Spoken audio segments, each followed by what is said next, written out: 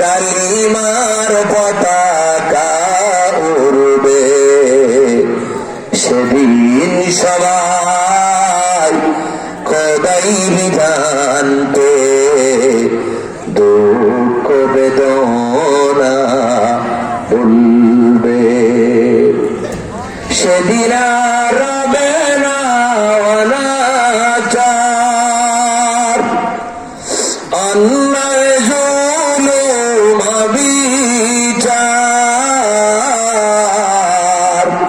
থাকবে না অনাচার দুর্নীতি কদাচার সকলেই শান্তিতে থাকবে সেদিন সবাই খোদাই বিধান পে দুঃখ বেদনা বলবে কোন একদিন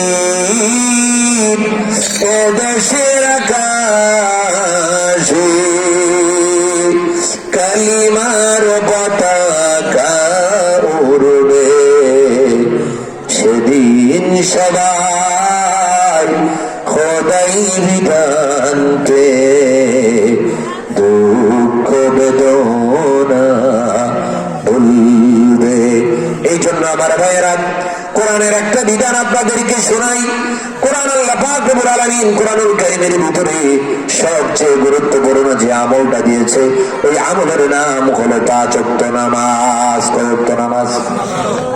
আপনাদেরকে একটা আলাদা তথ্য দেই। আমি গত পরশুদিন নোয়াখালীতে গেলাম।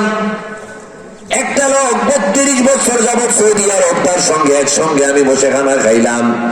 আমি জিজ্ঞেস করলাম, ভাই আর যাই হোক, মক্কা মদিনার একটা আইন আছে, নামাজের আজান যখন হয়ে যায় সমস্ত দোকানগুলো রাষ্ট্রীয়ভাবে বন্ধ করা তাদের উপর জরুরি হয়ে যায়, ঠিক কিনা? আমার দেশের ভিতরে হানাফি, আমরা সবাই হানাফি মাযহাবের অনুসারী।